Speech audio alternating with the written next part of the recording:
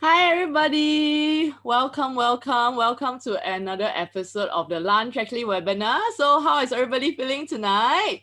Yeah, so I see quite a number of you have signed up, and thank you, Steve. Like some of you told us that some of the links are not working. So did you all have this challenge as well? Yeah, some of you say, Deborah say nearly late. No, you're just on time. We just got started. Susie say good evening, Violet, and everyone here. Hi, Susie. Yeah, Hajono, yeah, good to see so many familiar faces here tonight. Yes, so we are trying to rectify it. So we got a bit worried as well because like usually, by now we have quite a number of people who have already logged in. So I think maybe that there's some technical issues that we might have tonight. So not to worry, Christina is dealing with that while we get started because like all of you know, we always start on time and end on time. Okay, so how is everybody feeling tonight? How is this week going for you so far? So it's the eve of Friday. Yeah, every Thursday that's where we are here. Gladys say feeling good. Cheng say great. Yeah, so I think some of you are telling us that the link that you have received is invalid, but you managed to figure out the meeting ID from the link. Awesome. So good to see, quite a number of you have managed to figure that out. But anyways, like we are going to get started, and Christina is going to help the rest of the people who maybe might have some challenges getting in. Okay, so first and foremost, I really want to welcome everybody, especially those of you who are joining us for the first time. So those of you who are joining us for the first time, say hi, so we know that this is your first time, because I do see quite a lot of familiar names and familiar faces. Yeah, so those of you who are joining us for the first time, I just want to let you know how this works. So our webinar, unlike maybe some other webinars that you have been before, it's very interactive. It's we are constantly engaging with the participants. So you can use the chat box, which some of you are using right now. So we have Din, Heng, Jason, so I think maybe you guys are new. So you can use the chat box to engage with the panelists, and at the same time, you can use the Q&A box as well. So that's where you can put in your questions. And one of the things that we'll be doing a lot is actually using the polls and the survey. So, we really want to hear what you think. We want to see, what we can focus on to give the most value to you. So when we are doing the polls and the surveys, do participate, okay? And of course, we always have a special webinar gift for all our participants. So remember to stay till the end so you can get hold of tonight's webinar gift. And tonight's webinar gift is very special because it's from our panelist herself. So do stay till the end so that you can get a copy of the gift that she'll be giving you. Okay, so tonight obviously we have someone very special, and we also have a very special topic for tonight. I just want to get a gauge and maybe just hear from you guys, like what made you decide to sign up for tonight's topic? Like what really caught your eye, what caught your attention, when you saw the EDM that was sent out, or maybe if you saw our banner on Facebook or Instagram. Yeah, so let me know why do you decide to sign up for tonight's webinar? What are you hoping to learn for tonight? Yeah, so let us know in the chat box right now, because that will be really helpful for Angela, our speaker, so that she can share more in depth with you on what it's like most suitable or what you're looking to know about. Okay, so we have Mish. Mish say dated a narcissist but didn't realize until the relationship ended. I do not want to make the same mistake in the future. Yes, so you're definitely in the right place, because tonight, like Angela, our speaker, she'll be sharing some great tips on how to identify a narcissist. And then we have Sing Choi, who said the title. Okay, so Sing Choi, I'm not sure whether you watch the Korean drama It's Okay to Be Not Okay. Is that why you're attracted to it? So Joanne say, I'm always a fan of LA webinars, but this topic caught my attention because I think I've encountered one before. Okay, so Joanne, you are definitely at the right place, and I'm very happy that you tune in today. Sawani say, I would like to know how to prevent dating a narcissist. Yeah, and quite a number of you say it's the title. Okay, so Christina has done a great job by choosing the right title for tonight's webinar. So JJ say, want to understand the difference between normal conflict and emotional manipulation. Bahana say, I want to know what's a narcissist as well. Sophia say, how to identify and avoid narcissists as well as sociopath. Drew say, I want to know if the person I'm dating is a narcissist or whether I'm one myself. Haha. Drew, that's actually a very good point. point. And I think, like having self-awareness is very important. And that's actually something that we are going to be talking about tonight as well. Like, do we all, like have some sort of narcissism within us? So that's definitely something that we'll be discussing about. So stay tuned, don't go away. Okay, so tonight's topic, like a lot of you have said that you're attracted to the topic itself. So it's definitely inspired by the popular K-drama, It's Okay to Be Not Okay. So I think those of you who have been following our webinars for a while, you know that I do watch Korean dramas. And, one of the things that my husband Jamie and I do together, especially during the circuit breaker, is actually to watch Korean dramas together. And while watching, It's Okay to Be Not Okay, we thought like, wow, this is something that is really interesting. I mean, of course, other than the handsome, like Kim Soo-hyun and also the gorgeous So Ye-ji, right? But I think it's a topic that is very relevant, especially, in today's context. Like, how do we know that we might be dating a narcissist, as some of you have mentioned? How do we know that we are being gaslighted and things like that, right? So, what we want to do, like I feel that with Korean dramas, of course, like usually, that's a lot of dramatization, that's a lot of like beautification, like everything seems very good, like of course those of you who have watched the show, okay, I shall not spoil it for those of you who have not. Like usually with Korean dramas or any, like movies out there, there is usually a happy ending. But at the end of the day, I think it's important that we put some realism to the situation as well. So that's why we have decided to invite our speaker for tonight to shed some light about, like narcissism, about like a sociopath, on like what to do, like how to look out for them. And if you are in such a relationship, like what can you do about it?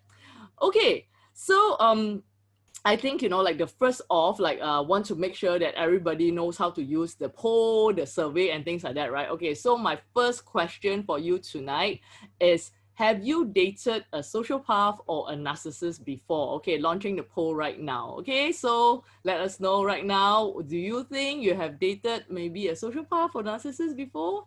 Okay, so the answers are coming in, like very fast and furious. Yep, so I'm just going to give you a couple more seconds. If you have not managed to answer this, more than 50% of the crowd has already answered. So if you have not, this is your last chance to do so. Just going to give you a couple more seconds, and I'm going to end the poll right now. Okay, and ended the poll. Okay, so very interesting. Almost half of you, 46%, say, I do not know what a sociopath or a narcissist is. Okay, so you are definitely at the right place, because, we are going to share with you the definition, of like what a narcissist is. And quite a number of you, 1/3 of you actually say that, yes, I suspected that I have. And 17% of you say no.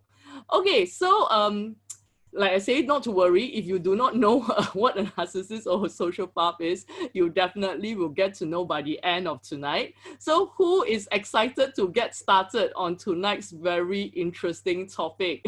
Okay, so let's see. Yeah, Ching, say me. Okay, so I see a lot of you, Aaron, Sawani, everybody's saying me, yes, me. Okay, awesome. So before I introduce our guest for tonight, I know that some of you are new to our webinars. I just want to do a very quick introduction. So my name is Violet. I'm the CEO and co-founder of Lunch Actually.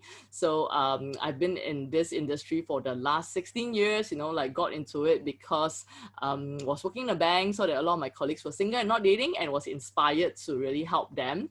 So in the last 16 years, we have expanded to 5 different locations. We are in Singapore, Malaysia, Hong Kong, Indonesia, and Thailand. And of course, other than providing matchmaking services, we also provide coaching services, image coaching as well. So I think, those of you who have joined us for our series of webinars, you know that we are very passionate about helping singles out there to get to know themselves better, to be a better version of themselves. Because what we have realized is that, a lot of people, they think that finding the right one is just about meeting the right one. And that's what a lot of platforms out there do. But we believe that finding the right one is also about being the right one and choosing the right one.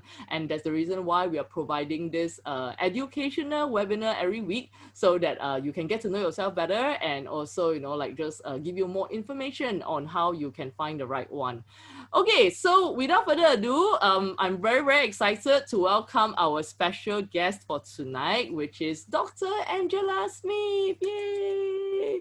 Please give her a round of applause. Please give her the lunch actually welcome. Yes. Yeah, I know. Yeah, so, I see all of you saying hi. How do you know? Say hi, Angela. Okay, so while you guys say hi to her, Angela is actually a forensic and resilience psychologist, okay? And she has spent the past 22 years, amazing. Like, she totally doesn't look like she has spent 22 years, you can see her right now on the video. She looks great, right? So she has spent the past 22 years assessing and working with narcissists, as well as working with individuals who have been victims of narcissists and helping them to understand, to leave maybe a toxic relationship and even to recover. So she's definitely the right person tonight to help us to dissect what is who is a narcissist, what are some of the traits of narcissism, and if we are in such a situation, what can we do about it. So let's welcome Angela again. And Angela, maybe you would like to say hi and also give a warm welcome to our crowd tonight. Hey everyone, I'm so excited to be doing this webinar. I'm really passionate about this subject for many reasons, but the two main reasons: it can save your life. The more you know and understand, it can save your life, and it can save a lot of your energy and time. Okay, so I'm really excited, and thank you very much for all attending. So, shall we start? Yes, definitely. So I actually met Angela attending one of matchmaking trade conference, and she was actually talking about this topic, which is narcissism.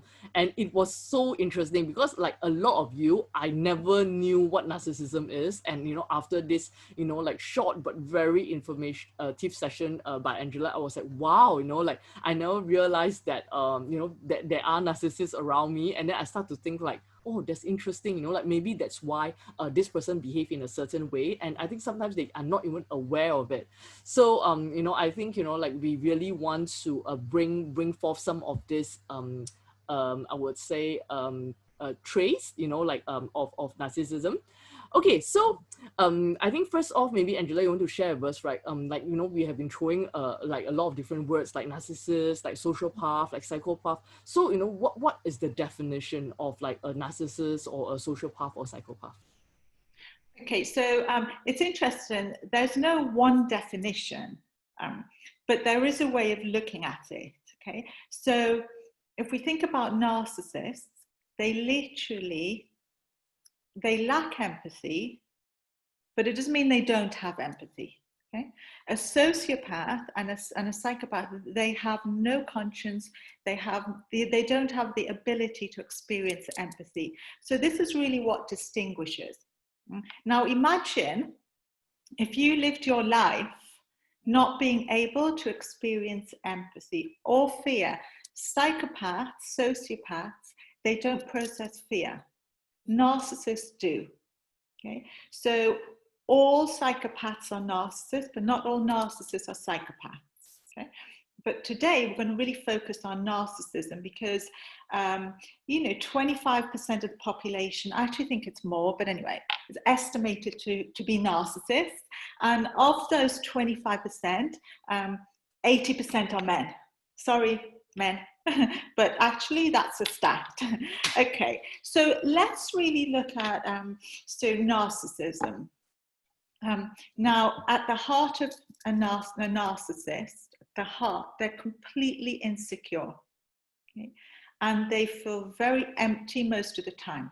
Now, you may look at a narcissist because they're quite outgoing, some of them, and you may think, oh, they're extremely confident. Okay, they may be confident, but they're very empty and they feel very insecure, and they rely on you and the world to make them feel good. Just remember that for when we continue. They rely on you and the world to make them feel good.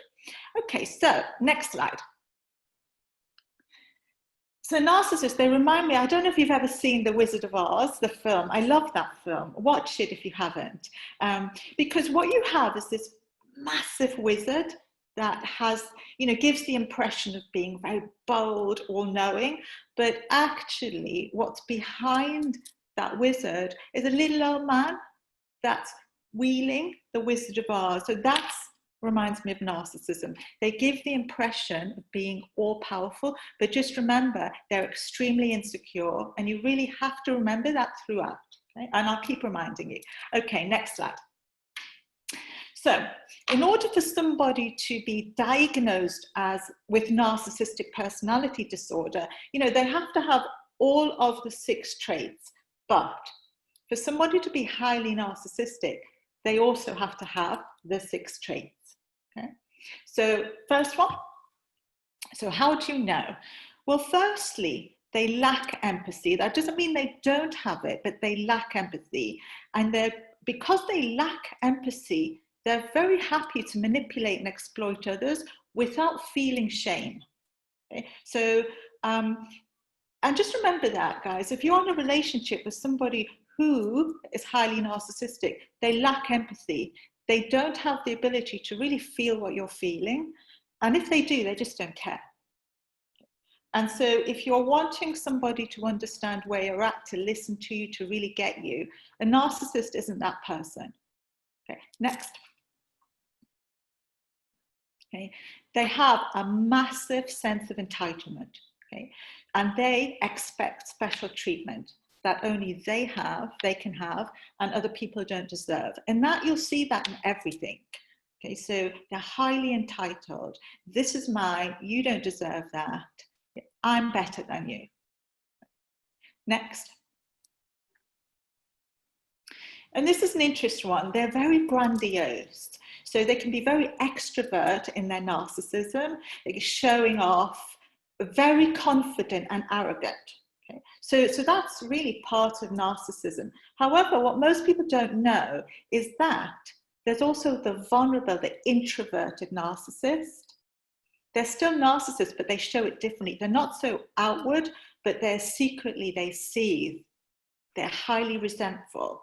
They're the ones who feel very much as if they're victimized and they deserve that promotion. How dare my boss get that promotion? How dare my colleague get that promotion? But they're not brave enough to often say it, whereas the person who's the grandiose one, they're brave enough to say it. It just shows itself in different ways. Look, we all have personalities. It just, it will show itself in how you behave. Okay, next. They're really superficial around their appearance. Okay, so they're very vain, but a lot of us are vain.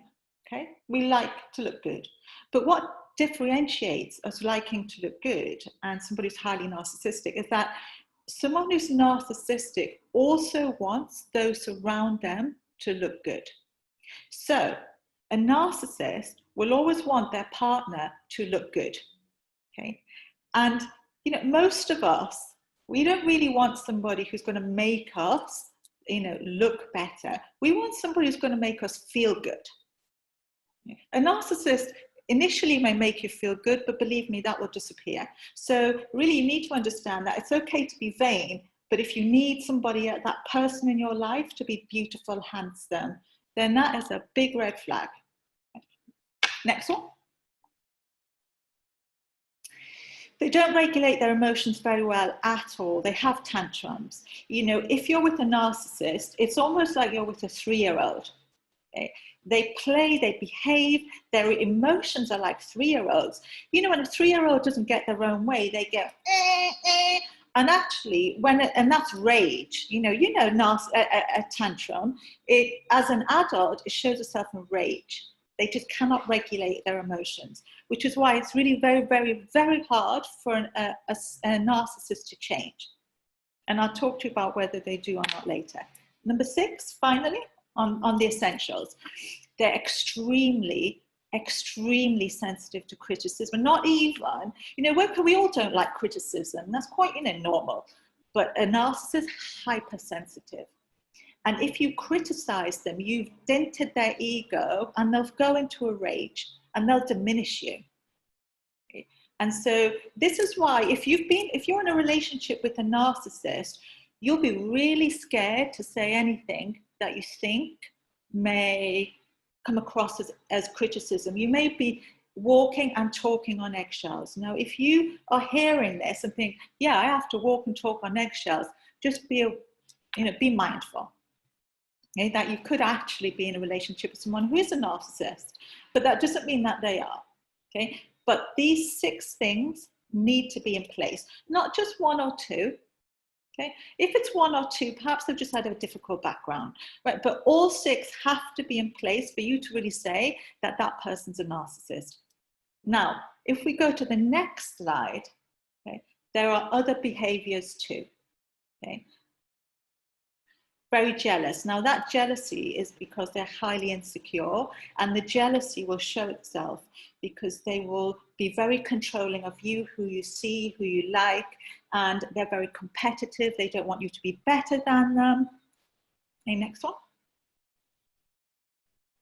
They gaslight. Now, this is interesting. And I always, I've worked with thousands of victims of this.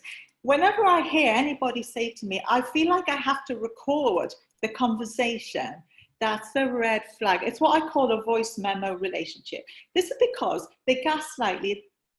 Gaslighting, it's a strategy that narcissists do. They literally erase your reality.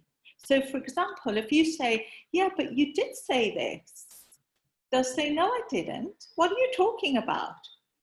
And most people, when you say to them, no, I didn't say that, they'll believe you. And they'll question themselves.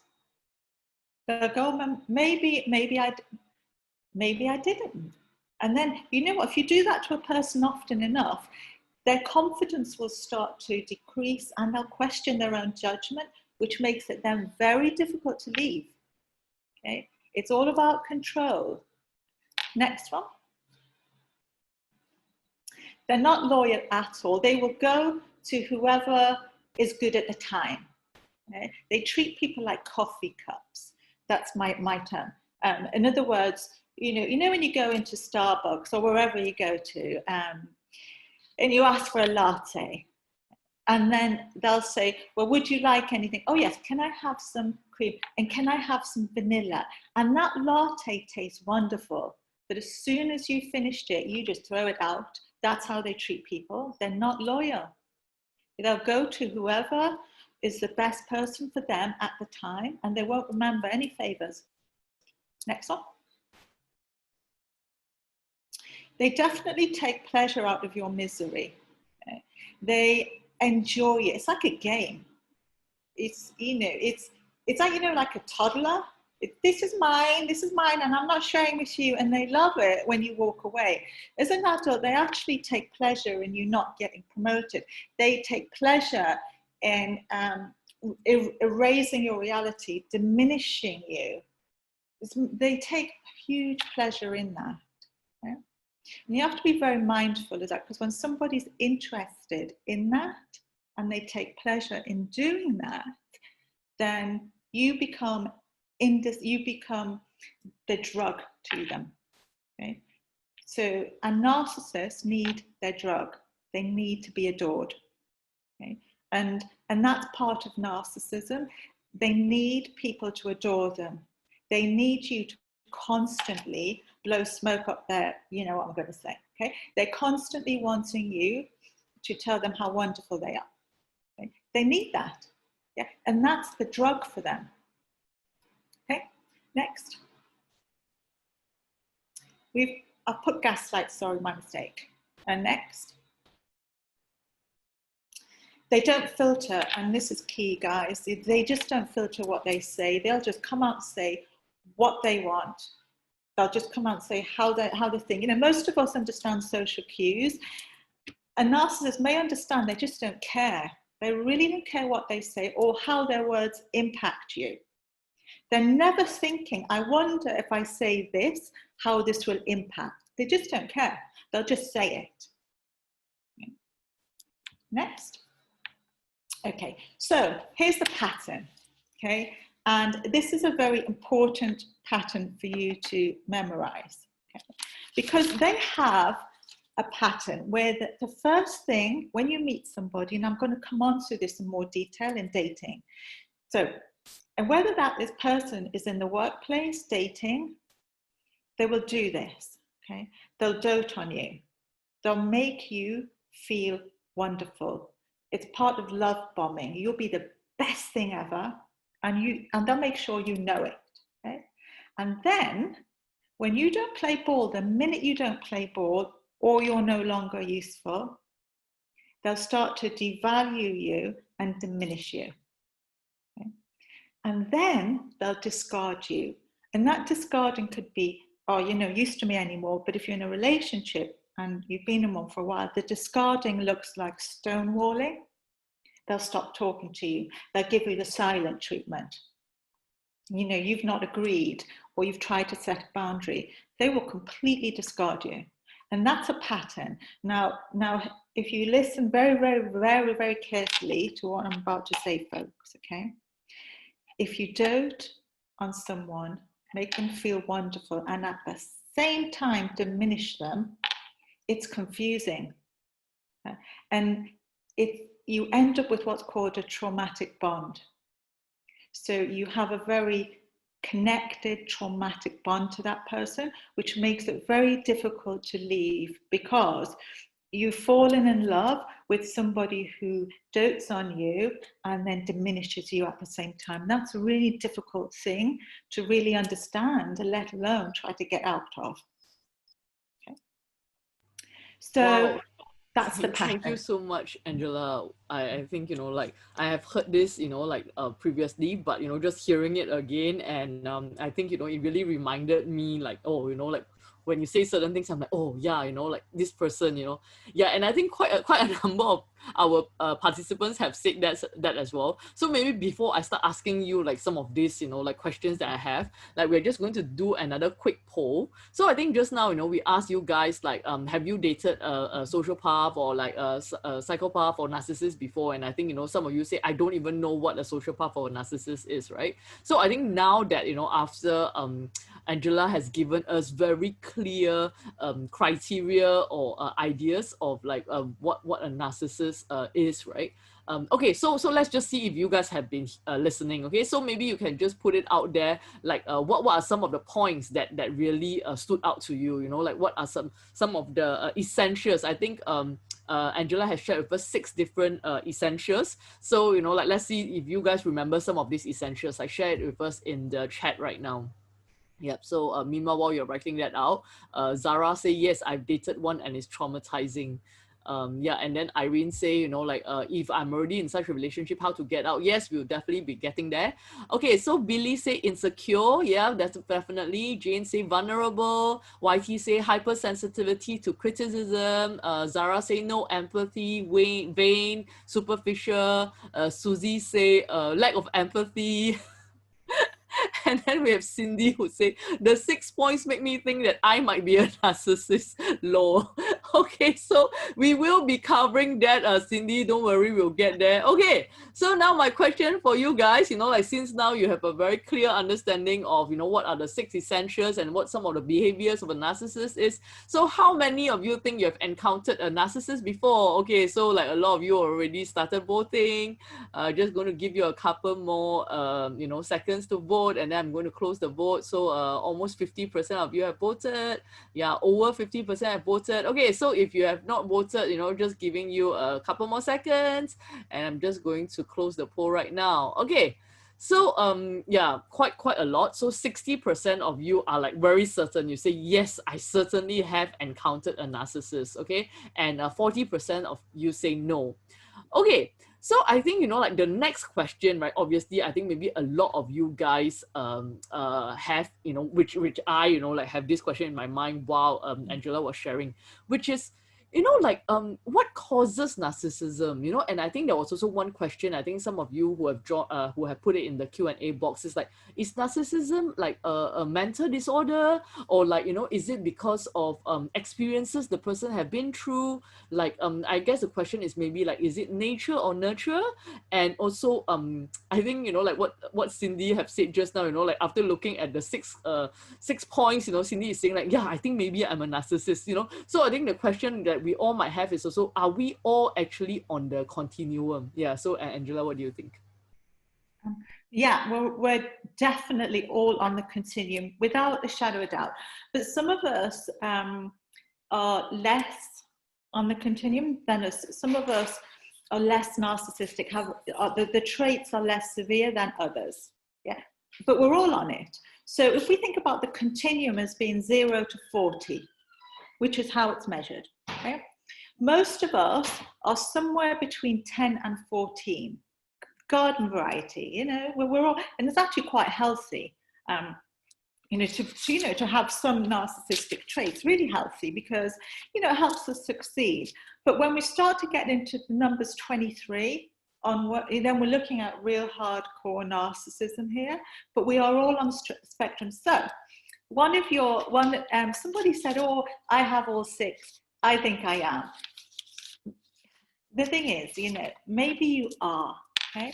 And maybe this is the first time you've heard it and understood it. That's okay. Most people don't know they are, okay, until it's pointed out, or everything's just collapsing, or somebody's saying to them, you really need to go here, or HR have got involved somewhere. And so, yeah, so we're all on the continuum, definitely. So if we look at the next slide.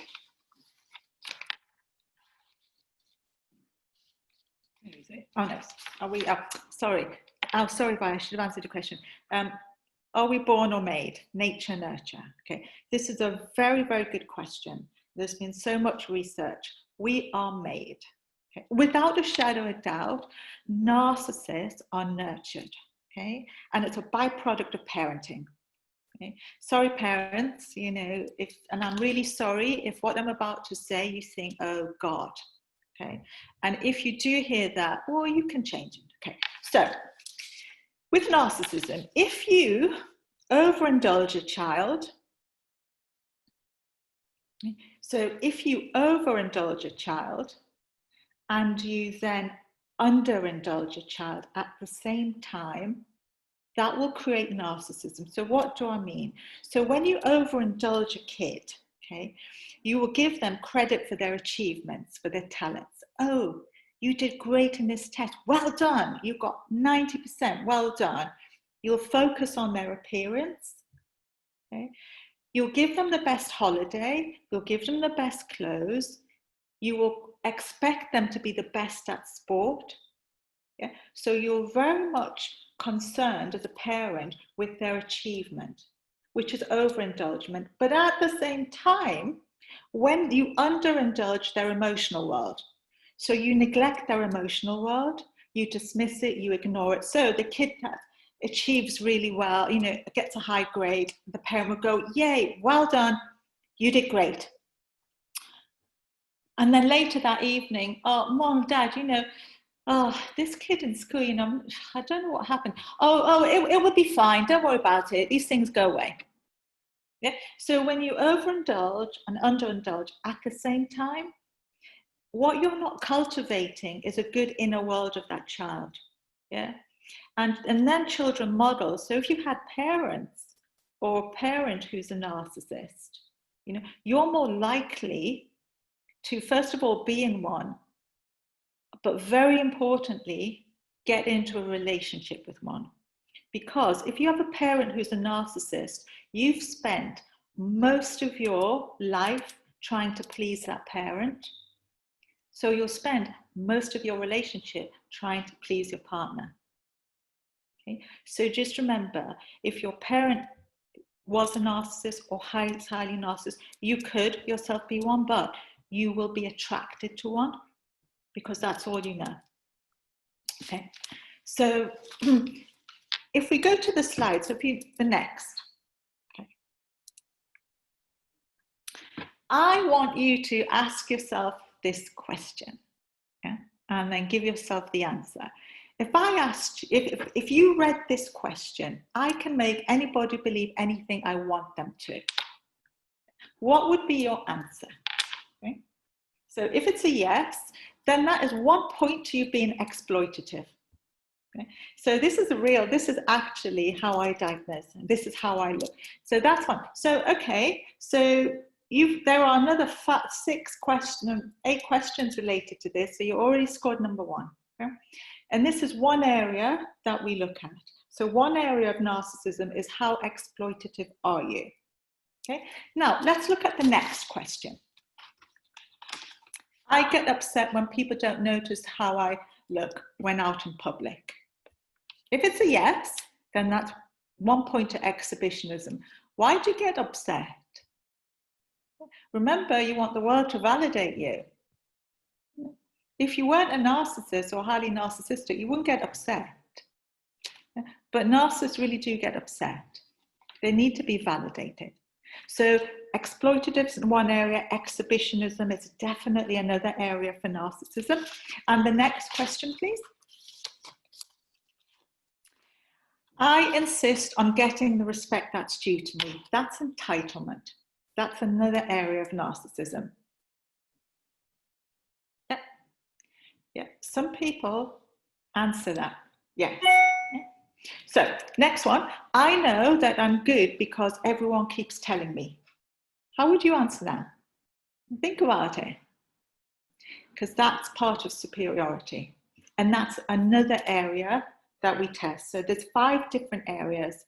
So I've just given you just a snapshot. There's exploitativeness, exhibitionism, entitlement, superiority. And the last one, and there's a reason why I've not put this up.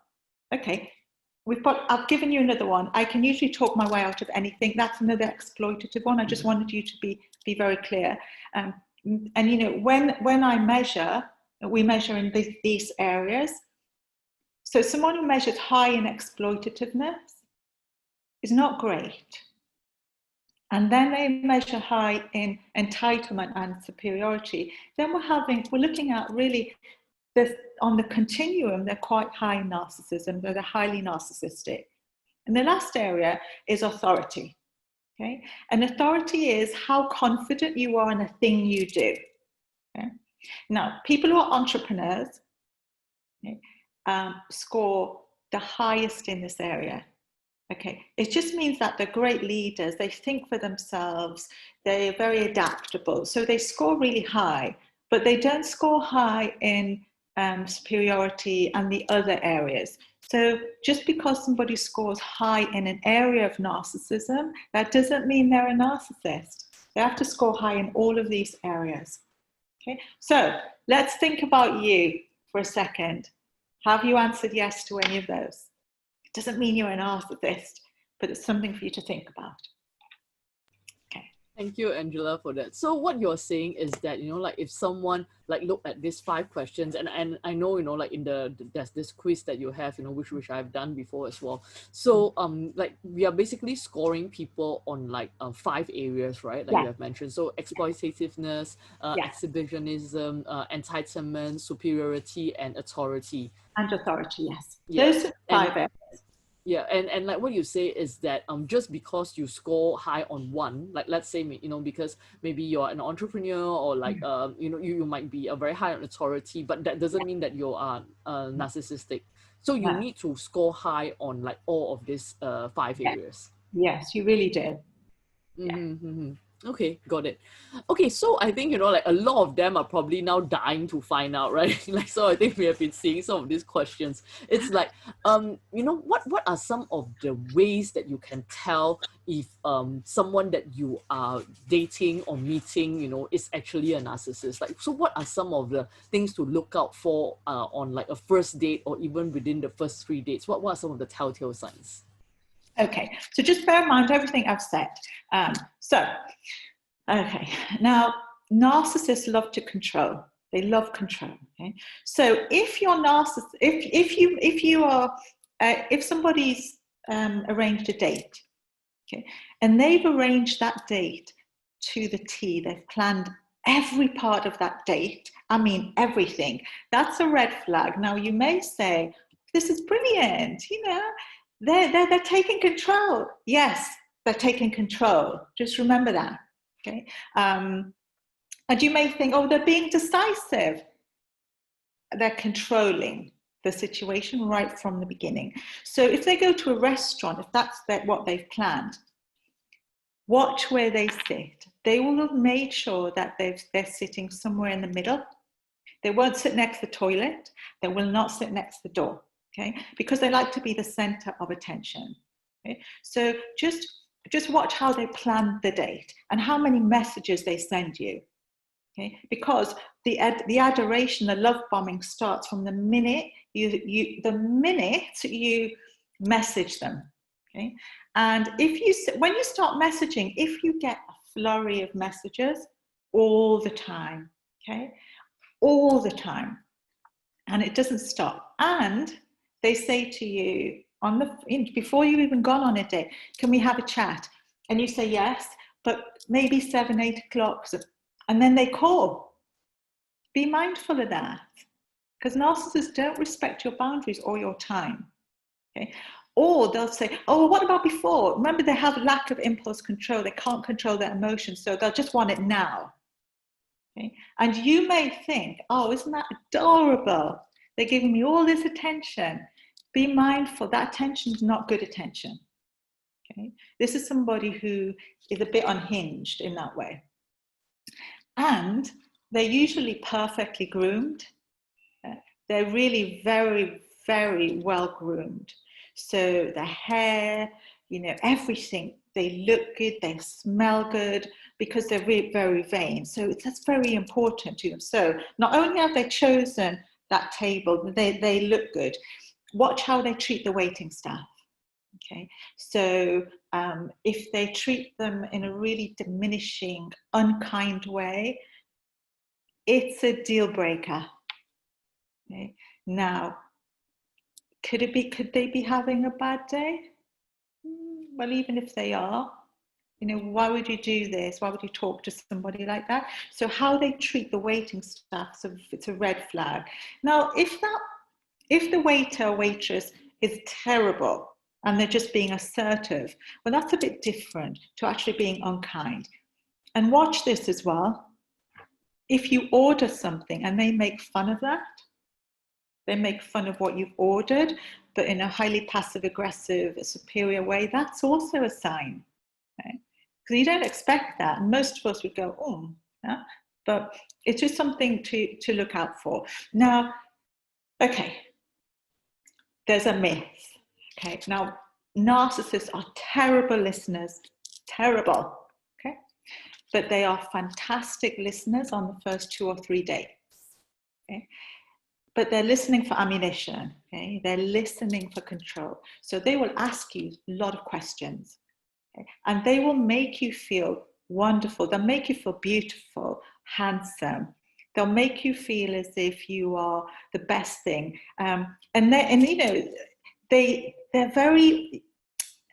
Their demonstrations of affection are very overblown. Yeah? They're completely big. Okay, and they'll compare you with their ex. Now, listen to how that person talks about their ex. If on the first date, they're doing all of this or some of it, and they're talking about their ex in a really awful way, not great. It'll be your turn next.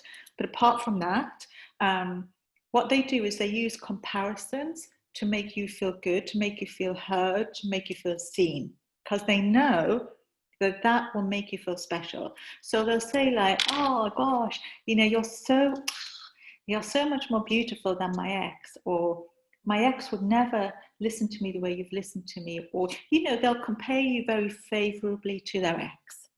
And just be mindful of anyone who does that, really. And they talk about their ex a lot.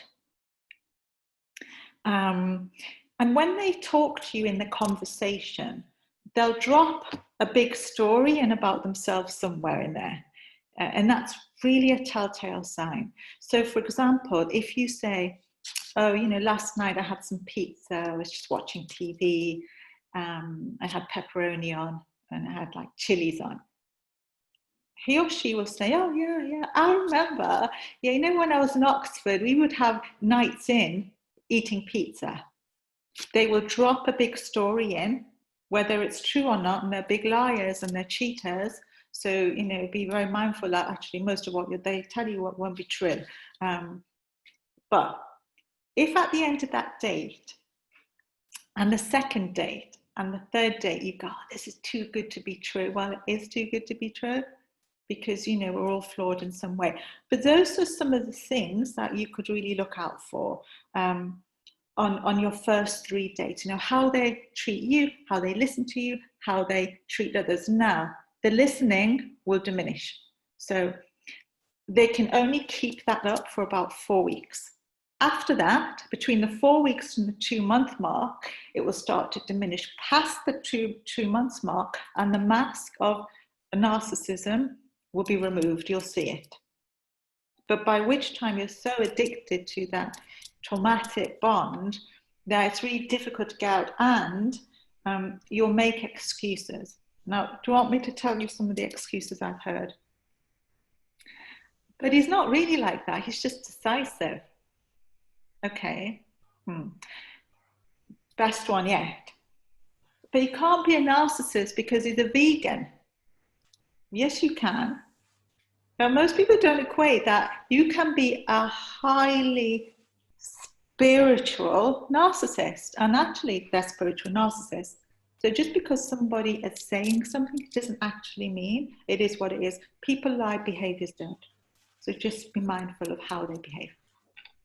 Wow, Angela, that's amazing. I think, you know, definitely have given a lot of great tips, and also like red flags to look out for. I think those are very applicable. Like you say, I think the listening one is very interesting, because, you know, like not to get confused about like, oh, you know, like narcissists are not good listeners, but they would be very good listeners in the beginning, because, you know, like they're just gathering information and ammunition.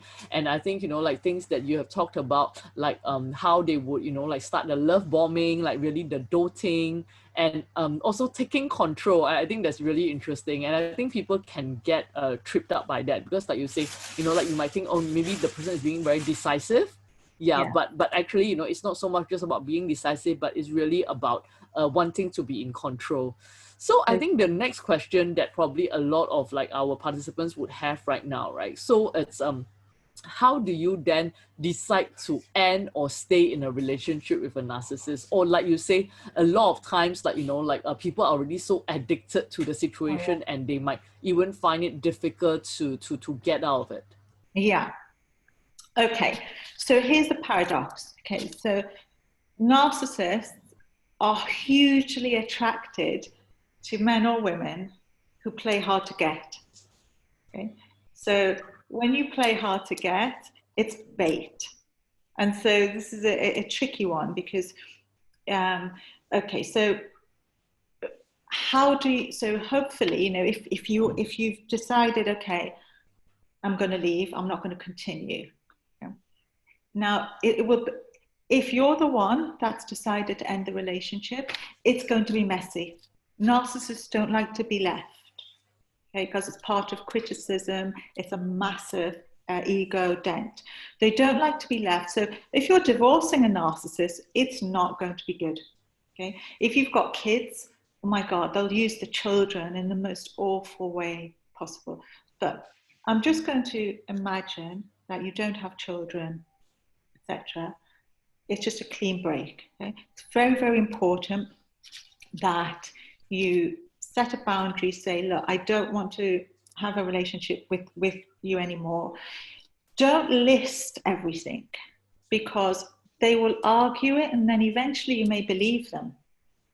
Okay, just say, I don't want to have this relationship with you anymore, not interested, I'm really sorry. You can just say it's me, not you, because you cannot rationalize, you can't talk it through with a narcissist. They just don't listen. And you've really got to eventually, and I would say this, and very strongly about this, delete and block them, okay? Because they'll keep coming back, and they can get quite nasty as well. And so the best way to do it is be very, very direct, and then have no contact. It's the no contact thing with a narcissist. So what if you know, like the person decides to stay on in the relationship? So I think, you know, like we have talked about like narcissists that usually, like what you have said, you know, like narcissists are made, you know, like it's definitely nurtured. So I think one question, like probably, you know, like I have on my mind, and probably a lot of people have on their mind as well, is that can they actually are they actually aware of it? I think that's one.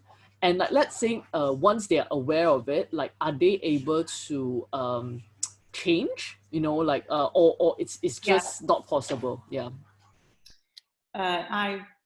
Really nothing works. 99.9%. They don't change. It's like a rubber band.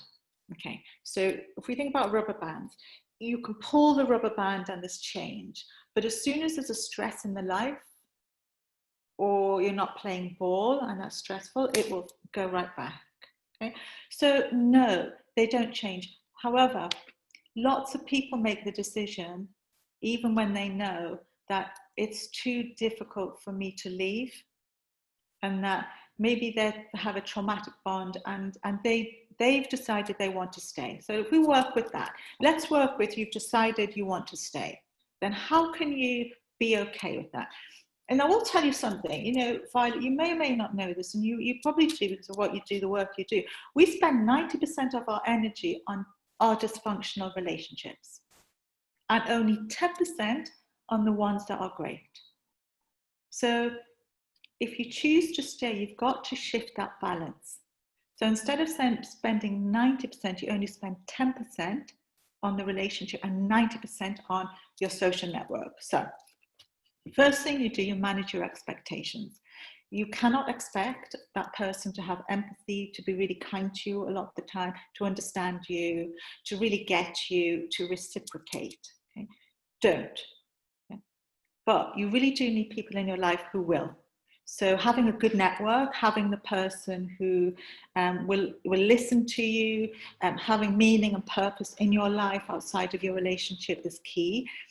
Get a therapist as well if you can, but one who understands narcissism, because if you get a therapist who doesn't, what they'll do is they'll tell you to be more empathetic to the situation, rather than look at boundaries. So, or have somebody, who understands it and can give you some, just be there for you. But most importantly, you shift your expectations of what you want from that person. And part of the giveaway, I'm giving you a, how to manage sort of a narcissist. And I'm also giving you a resilience hack, i.e. the things you can do to look after yourself, self-care every day. Okay, and so it works in combination with your chemicals. Yeah. Wow, that's really helpful. So definitely, like guys, look out for the giveaway, which we'll be giving very soon. So, Angela, we have some great questions here. I think I just want to go on maybe a fire round. So we have someone, Yume, who say, is Trump an example of a narcissist? He's a psychopath. Okay. Gina say, are they a person who likes selfie very much? Yes. Yeah. Because remember, they need validation from the world, and the best way to do that, selfie, off it goes, social media. Well, get adored. Okay. Is a narcissist only act certain way towards some person, or is it they act the same towards everybody? No, they act the same. They have the same view of everyone, but they know how to act in a certain way to get what they want, to manipulate. Mm-hmm. Yeah. So technically, basically, they act the same with everybody. Yeah. in that sense. Okay. I think you have covered a bit of this. So does a narcissist change? How do we help them? So I think what you're saying is generally no. Okay. No, please, I would just like to, please don't think you can change the narcissist. Stop it. Because actually, it's a fairy tale. It's like Beauty and the Beast. You think if you can just pop a little yellow dress on, run around and look cute, that they'll change and turn into a prince. They won't.